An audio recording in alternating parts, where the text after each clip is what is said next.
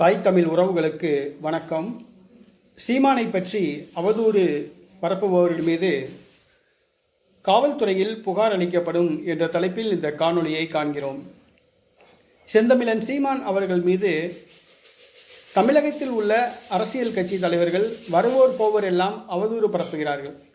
இந்த வீரலட்சுமி, அப்புறம் திமுக சிவாஜி கிருஷ்ணமூர்த்தி, ராஜீவ்காந்தி,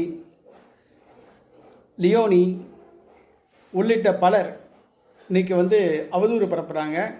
நாம் தமிழர் கட்சியிலிருந்து விலகியவர்கள், திமுகவால் விலை கொடுத்து வாங்கப்பட்டவர்கள் செந்தமிழன் சீமான் அவர்களை பற்றி இல்லாததையும் பொல்லாததையும் பேசி வருகிறார்கள். இது ஓரளவு தான் பொறுத்து கொள்ள முடியும்.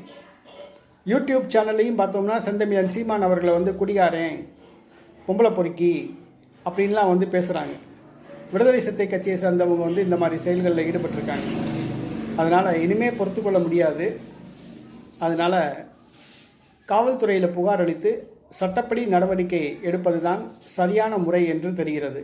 ஆகவே செந்தமிழன் சீமான் அவர்களை பற்றி அவதூறு பரப்புபவர்கள், யூடியூப் சேனலில் அவரை பற்றி கீழ்த்தரமாக விமர்சிப்பவர்கள் மீது காவல்துறையில் புகார் அளிக்கலாம் என்று முடிவு செய்துள்ளோம். சட்டப்படி நடவடிக்கை எடுக்கப்படும் என்பதனை தெரிவித்துக் கொள்கிறோம்.